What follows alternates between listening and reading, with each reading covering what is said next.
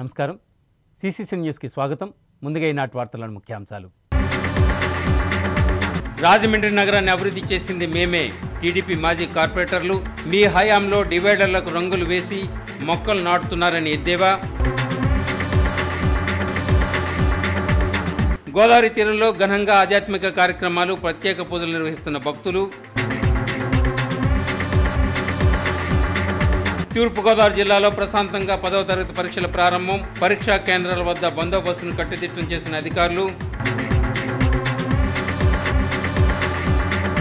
ఏపీకి ఎన్డీఏ ఏమి న్యాయం చేస్తుంది? ఎంపీ భరత్. స్వార్థ రాజకీయాలకు ఏపీని తాకట్టు పెడుతున్నారని ఆగ్రహం. తూర్పుగోదావరి జిల్లాలో 10వ తరగతి పరీక్షలు ప్రశాంతంగా ప్రారంభమయ్యాయి. పరీక్షా కేంద్రాల వద్ద భారీ బందోబస్తు నిర్వహిస్తున్నారు. 10వ తరగతి వార్షిక పరీక్షలు ప్రశాంతంగా ప్రారంభమయ్యాయి. ఈ మేరకు పకడ్బందీగా ఏర్పాట్లు చేశారు. జిల్లా వ్యాప్తంగా పరీక్షలకు 29,990 మంది విద్యార్థులు పాల్గొన్నారు. ఈ మేరకు 137 పరీక్షా కేంద్రాలను సిద్ధం చేశారు. ఉదయం 8:45 నుంచి 9:30 వరకు పరీక్షా కేంద్రాల్లోకి అనుమతిస్తారు. ఉదయం 10 గంటల తర్వాత అనుమతి ఉండదు. పిల్లలు ఎక్కడా ఇబ్బంది పడకుండా కలెక్టర్ ఆదేశాలతో ఏర్పాట్లు పూర్తి చేశామని, ఒత్తిడికి గురవకుండా ప్రశాంత వాతావరణంలో పరీక్షలు రాసి మంచి ఫలితాలు సాధించాలని జిల్లా పాఠశాల విద్యాధికారి వాసుదేవరావు సూచించారు. పరీక్షా సమయానికి అరగంట ముందుగానే పరీక్షా కేంద్రానికి చేరుకోవాలని సూచించారు. 10వ తరగతి విద్యార్థులు పరీక్షా తేదీల్లో నివాస గ్రామం నుంచి పరీక్షా కేంద్రానికి ఆర్టీసీ బస్సుల్లో ఉచిత ప్రయాణ సౌకర్యం కల్పించడం జరిగింది. విద్యార్థులు బస్సు కండక్టర్లకు తమ హాల్ టికెట్లు చూపించాలి. ఈ నెల 18వ తేదీ నుంచి 30వ తేదీ వరకు మాత్రమే ఇది వర్తిస్తుంది. ఇప్పుడు రాజమండ్రిలో పరీక్షా కేంద్రాల వద్ద పరిస్థితిని మనం కూడా ఒకసారి వీక్షిద్దాం.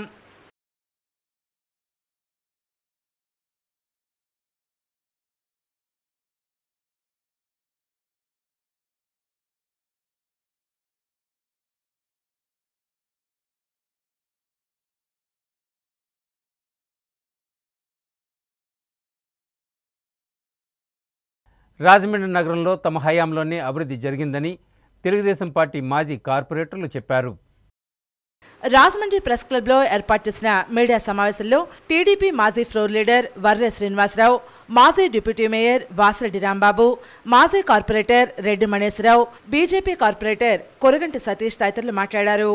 ఎంపీగా 7 నియోజకవర్గాలు చూసుకోవాల్సిన ప్రజాప్రతినిధి అన్నీ వదిలిపెట్టి రాజమండ్రి సిటీని పట్టుకు వెళ్లాడుతూ డివైడర్లకు రంగులు, మధ్యలో మొక్కలు నాటి ఇదే అభివృద్ధిని చెప్పుకుంటున్నారని వర్రె శ్రీనివాసరావు ఎద్దేవా చేశారు. 2002 నుంచి 2019 వరకు 3 సార్లు టీడీపీ మేయర్లు తమ పాలక మండలి రాజమండ్రిని అభివృద్ధి చేసినట్లు తెలిపారు. గోదావరి గట్టు రక్షణ గోడ, పార్కుల అభివృద్ధి, రోడ్డు విస్తరణ, గోదావరి స్థానాల రేవులు, తాగునీటి సరఫరా ఏర్పాట్లు, east railway station road, community hall నిర్మాణం, పాఠశాల భవనాల నిర్మాణం, రైతు బజార్లు ఏర్పాటు చేశామని వివరాలు తెలిపారు. ఈ కార్యక్రమంలో రెడ్డి మణేశ్వరరావు మాట్లాడుతూ వైసీపీ ప్రభుత్వం నిరుద్యోగ యువతను మోసం చేసిందని విమర్శించారు. ఎంపీ అయ్యాక ఆవు భూముల్లో అవినీతి చేశారని ఆ పార్టీ ఎమ్మెల్యే ఆరోపించారని గుర్తు చేశారు. ఆదిరెడ్డి అప్పారావుకు ఎమ్మెల్సీ ఎలా వచ్చిందో వైవి సుబ్బారెడ్డిని అడిగితే బాగా చెబుతారని పేర్కొన్నారు. ఇటీవల అధికారిక ముద్ర లేకుండా ఇళ్ల పట్టాలిచ్చి ప్రజల్ని మభ్యపెడుతున్నారని మండిపడ్డారు. ఈ కార్యక్రమంలో వాసిరెడ్డి రాంబాబు మాట్లాడుతూ రాజమండ్రి నగరంలో అరాచక పాలన జరుగుతోందని విమర్శించారు. కొరగంటి సతీష్ మాట్లాడుతూ రాజమండ్రిలో కేంద్ర నిధులతో అభివృద్ధి పనులు జరుగుతున్నాయని వివరాలు వెల్లడించారు. ఈ విలేకరుల సమావేశంలో ద్వారా పార్వతీ సుందరి, చాన్ బాషా, ఎన్నమూరు రాంబాబు, కోరుమిల్లి విజయశేఖర్, జవ్వాది మురళీకృష్ణ, మొకమాటి సత్యనారాయణ, కడల్ రామకృష్ణ, తంగెళ్లబాబి, కోసూరు చండీప్రియ, కప్పల వెలుకుమారి, సింహ నాగమణి, గొర్రెల రమణి, కోరాకుల తులసి, కరగాని మాధవీలత, పాలవలసల వీరభద్రం, మరియు దుర్గా శ్రీనివాస్, బోరా రమేష్, నేరేడుమిల్లి సుశీల, టీడీపీ నాయకులు కరగాని వేణు, పీతాన కుటుంబరావు తదితరులు పాల్గొన్నారు.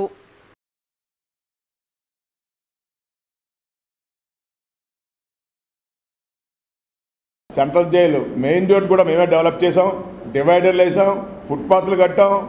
ధవళేశ్వరం నుండి రాజమండ్రి గోదావరి గట్టు రోడ్డు, ఇస్కాన్ టెంపుల్ రోడ్డు, శాసనమెట్ నుండి కోట్లింగాల దేవాలయం వరకు అన్ని గోదావరి స్నానఘట్టాలు, జల్లు స్నానం, ఇవన్నీ కూడా శివుడి విగ్రహం, ఇవన్నీ కూడా మేము ఏర్పాటు చేయడమే జరిగింది.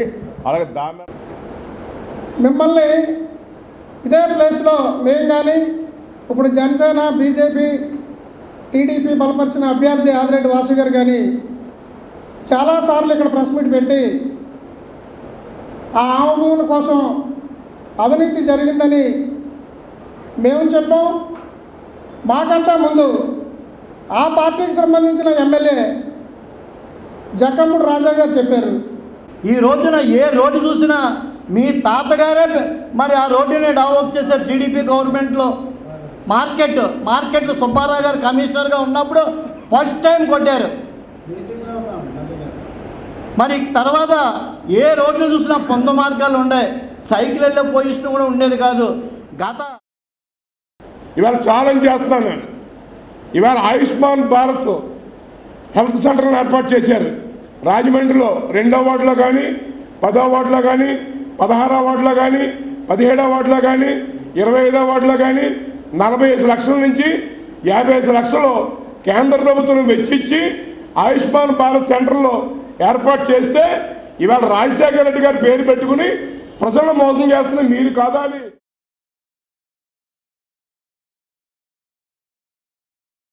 గౌతమ ఘాట్ శ్రీరంగధామంలో వార్షిక బ్రహ్మోత్సవాల సందర్భంగా ప్రత్యేక పూజా కార్యక్రమాలు నిర్వహిస్తున్నారు. రాజమహేంద్రవరం గౌతమి ఘాట్ శ్రీరంగధామంలో కళ్యాణ వెంకటేశ్వర స్వామివారి బ్రహ్మోత్సవాలు వైభవంగా నిర్వహిస్తున్నారు. ఈ బ్రహ్మోత్సవాల్లో భాగంగా స్వామివారికి ద్వాదశ ఆరాధన, పుష్పయాగం, ధ్వజ అవరోహణ, సప్తవరుణ, ఆచార్య ఋత్విక్ పరిచారక సన్మానం అనంతరం తీర్థప్రసాద వితరణ జరిగింది. ఈ కార్యక్రమంలో పరాశర రఘునాథ్ భట్టార్, పరాశర లక్ష్మీ నరసింహ రామానుజర్ భట్టల వారి ఆధ్వర్యంలో ఘనంగా నిర్వహించారు. త్రిదండి అహోబిల రామానుజాచార్యుల వారు మంగళాశాసనాలు చేశారు. ఈ కార్యక్రమంలో కార్యదర్శి సింగంశెట్టి సత్యరాజు, శ్రీరంగధామం ఉత్సవ కమిటీ సభ్యులు పాల్గొన్నారు.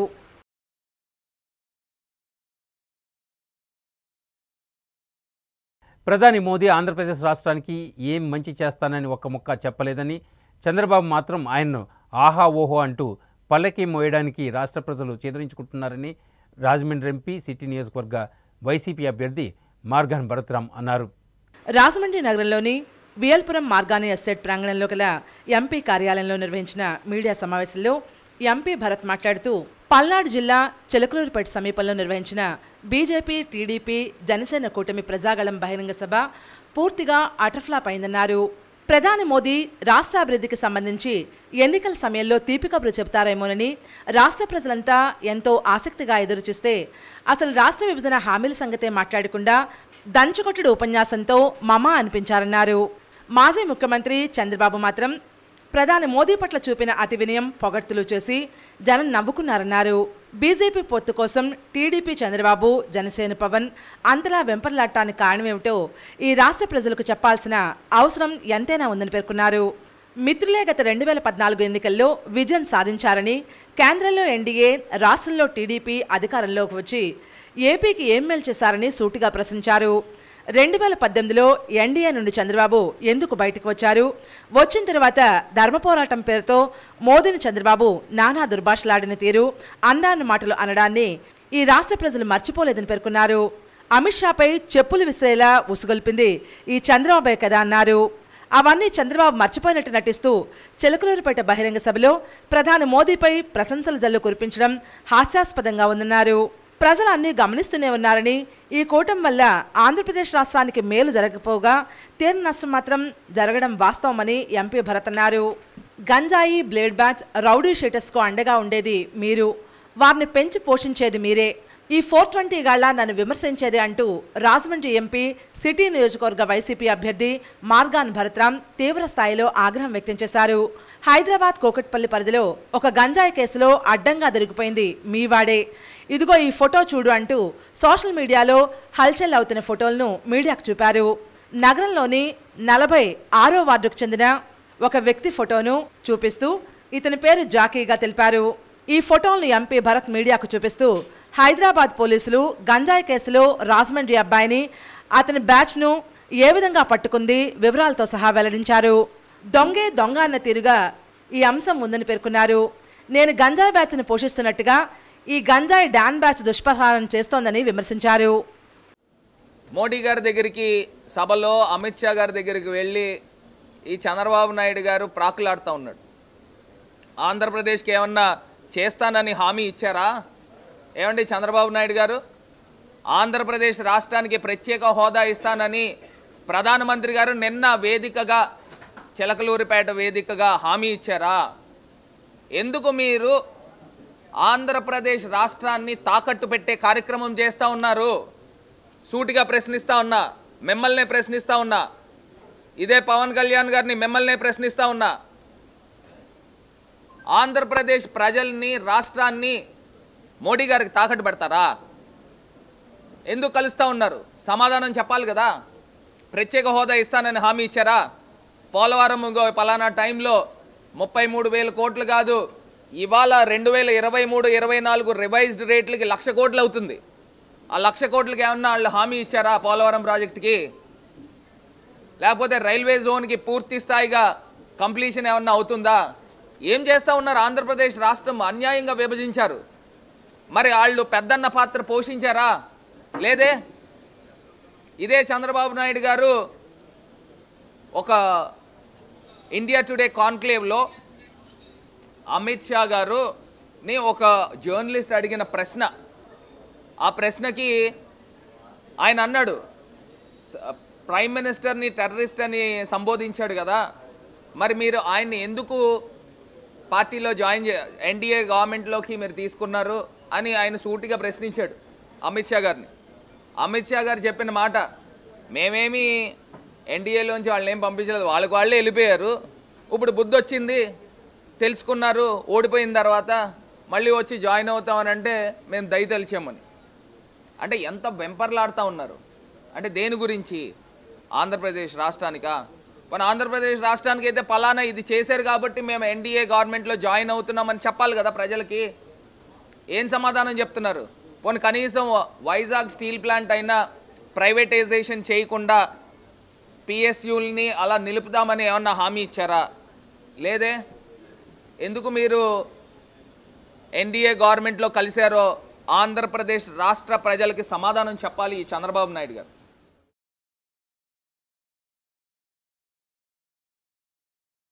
శ్రీ మహాకాళి సమేత మహాకాళేశ్వర ఆలయంలో భక్తులు ప్రత్యేక పూజలు నిర్వహించారు. స్థానిక ఇన్స్పేట గోదావరి తీరాన కొలువై ఉన్న మహాకాళి సమేత మహాకాళేశ్వర ఆలయానికి ప్రముఖ నటి పవిత్ర విచ్చేసి స్వామివారికి ప్రత్యేక పూజలు చేయించుకున్నారు. ఆదివారం సాయంత్రం మహాశివలింగానికి ఆలయ అర్చకులు ఆదిత్య కుమార్ శర్మ బ్రహ్మత్వంలో ద్వాదశ హారతులు సమర్పించారు. ఆలయ ధర్మకర్తలు పట్టపగలు వెంకట్రావు, అనంతరామలక్ష్మి దంపతులు పవిత్రకు ఘనస్వాగతం పలికారు. ఈ కార్యక్రమంలో ఎగ్జిక్యూటివ్ డైరెక్టర్స్ పట్టపగలు ప్రకాశ్రావు, కెకే సంజయరావు తదితరులు పాల్గొన్నారు.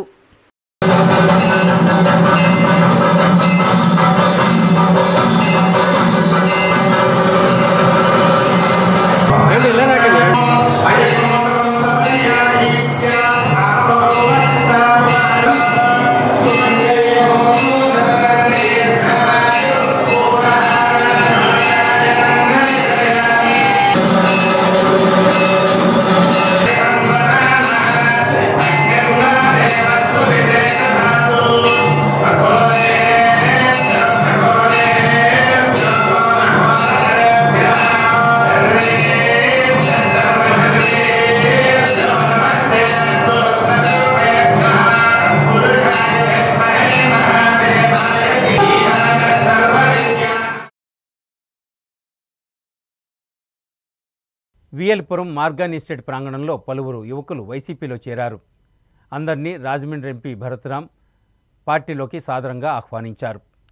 కమిషన్లు తీసుకునే సంస్కృతి ఆదిరెడ్డి కుటుంబాన్నేనని, అదే దృష్టితో చూడటం వల్ల నాపై బురద జల్లుతున్నారని రాజమండ్రి ఎంపీ సిటీ నియోజకవర్గ వైసీపీ అభ్యర్థి మార్గాన్ భరత్రామ్ వ్యాఖ్యానించారు. పచ్చకామర్లవాడికి లోకమంతా పచ్చగా ఉంటుందన్న చందంగా కమిషన్ల కోసం, రాజకీయ అధికారం కోసం ప్రయత్నించే వారికి ఈ విధమైన ఆలోచనలు తప్పిస్తే మరి ఇంకేం వస్తాయని సూటిగా ప్రశ్నించారు. నగరంలోని విఎల్పురం మార్గాన్ ఎస్టేట్ ప్రాంగణంలో 2, 3, 9 వార్డులకు చెందిన టీడీపీ, జనసేన పార్టీలకు చెందిన సుమారు 80 మంది యువత వైఎస్ఆర్ కాంగ్రెస్ పార్టీలో చేరారు.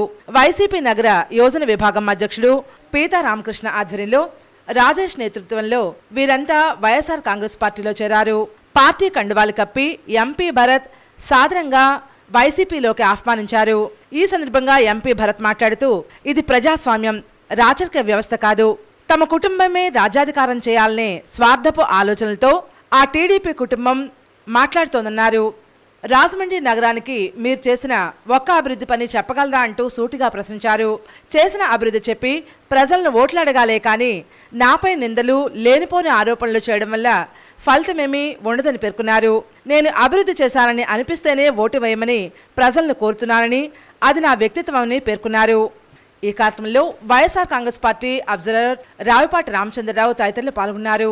ఇవాళ సొంత ఇల్లు కల నెరవేరుస్తున్న ఏకైక వ్యక్తి మన ప్రియతమ ముఖ్యమంత్రి జగన్మోహన్ రెడ్డి గారు. అదేవిధంగా రాబోయే రోజుల్లో కూడా యువత అందరికీ కూడా ఒక ఉజ్వలమైన భవిష్యత్తు ఇచ్చే విధంగా గౌరవ ముఖ్యమంత్రి గారు ఉండబోతారు అని కూడా ఈ సందర్భంగా తెలియపరుస్తూ, ఏది ఏమైనప్పటికీ రాజమహేంద్రవరం నగరం అభివృద్ధిలో శరవేగంగా దూసుకుని వెళ్తా ఉంది.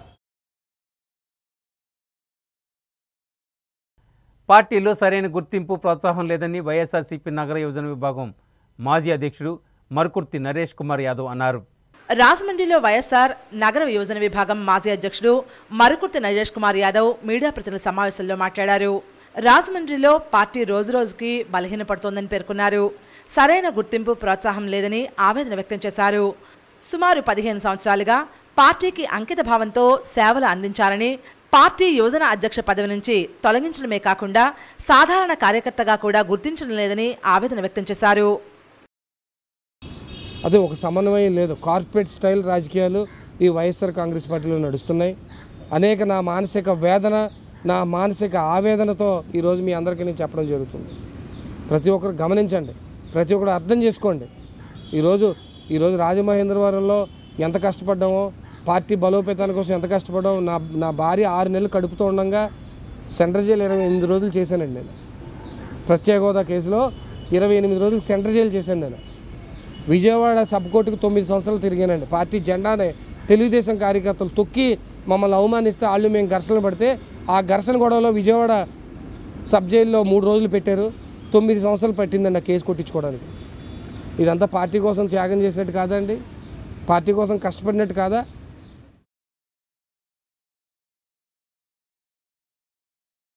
రానున్న సార్వత్రిక ఎన్నికల్లో అత్యధిక మెజారిటీతో గెలిపే లక్ష్యంగా అడుగులు వేస్తున్నామని తూర్పుగోదావరి జిల్లా వైఎస్ఆర్ కాంగ్రెస్ పార్టీ అధ్యక్షులు, రాజానగరం శాసనసభ్యులు జక్కంపూడి రాజా పేర్కొన్నారు.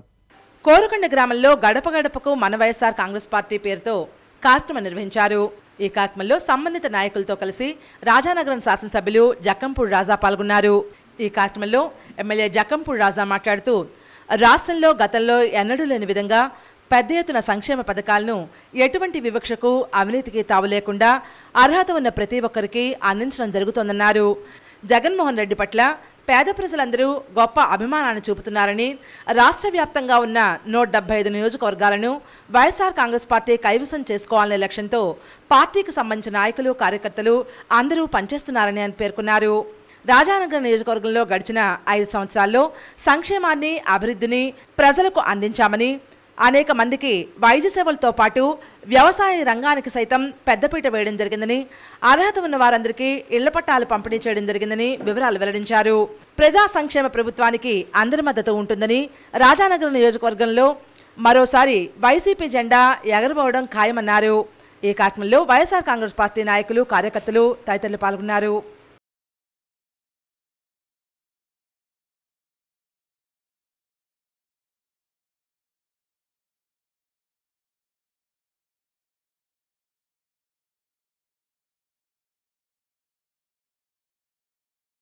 రాష్ట్ర ఎన్నికల కమిషన్ సూచనలను దృష్టిలో ఉంచుకొని ఎన్నికల్లో ప్రింటింగ్ ప్రెస్ యజమానులు తీసుకోవాల్సిన జాగ్రత్తలను కాకినాడ జిల్లా రెవెన్యూ అధికారి డాక్టర్ డి తిప్పేనాయక్ వివరించారు.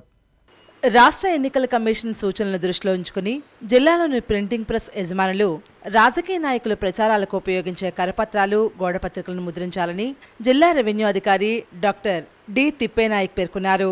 లోక్సభ, శాసనసభ 2024 ఎన్నికలకు సంబంధించి షెడ్యూల్ విడుదలైన నేపథ్యంలో కలెక్టరేట్లో డిఆర్ఓ తిప్పేనాయక్, జిల్లా పౌర సంబంధాల అధికారి డి నాగార్జునతో కలిసి జిల్లాలోని వివిధ ప్రింటింగ్ ప్రెస్ యజమానులతో సమావేశం నిర్వహించారు. రానున్న ఎన్నికల్లో ప్రింటింగ్ ప్రెస్ యజమానులు తీసుకోవాల్సిన జాగ్రత్తలపై చర్చించారు. ఈ సందర్భంగా డిఆర్ఓ తిప్పేనాయక్ మాట్లాడుతూ కాకినాడ జిల్లాలో ఒక పార్లమెంట్ 7 అసెంబ్లీ నియోజకవర్గ స్థానాలకు రానున్న మే నెల 13న ఎన్నిక జరుగుతుందన్నారు. భారత ఎన్నికల సంఘం ఇందుకు సంబంధించిన షెడ్యూల్ విడుదల చేసిందని వివరాలు తెలిపారు. రాష్ట్ర ఎన్నికల కమిషన్ సూచన మేరకు జిల్లాలోని ప్రింటింగ్ ప్రెస్ యజమానులు, వివిధ రాజకీయ పార్టీల నాయకులు, స్వతంత్ర అభ్యర్థులు ఉపయోగించే కరపత్రాలు, గోడపత్రికలు, ఇతర ప్రచార పత్రాలను ముద్రించాలన్నారు. గోడపత్రికలు, కరపత్రాలకు సంబంధించిన సైజ్, ధర, కాపీల సంఖ్య వంటి అంశాల్లో తప్పనిసరిగా ఎన్నికల నిబంధనలను పాటించాలని కోరారు. వివిధ ప్రింటింగ్ ప్రెస్సుల్లో ముద్రించిన వివిధ రాజకీయ పార్టీల అభ్యర్థుల ప్రచార పత్రాలను ఆయా నియోజకవర్గాలకు సంబంధించిన రిటర్నింగ్ అధికారులకు అందజేయాలని డిఆర్ఓ తెలిపారు. ఈ సమావేశంలో KV Janakiram, CH Kiran Kumar, P Rajesh, G Srinu, J Ramakrishna, printers యజమానులు తదితరులు ఈ కార్యక్రమంలో పాల్గొన్నారు.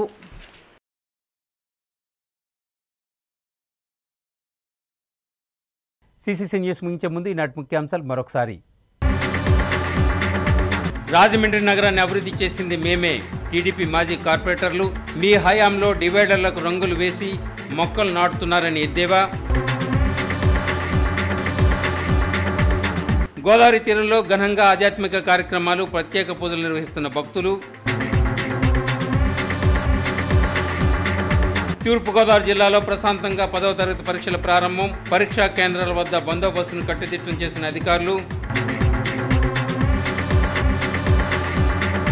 ఏపీకి ఎన్డీఏ ఏమి న్యాయం చేస్తుంది? ఎంపీ భరత్. స్వార్థ రాజకీయాలకు ఏపీని తాకట్టు పెడుతున్నారని ఆగ్రహం. సిసిసి న్యూస్ ఇంతటితో సమాప్తం. తిరిగి మళ్ళీ ప్రసారమయ్యే సిసిసి న్యూస్లో కలుసుకుందాం. అంతవరకు సెలవు. నమస్కారం.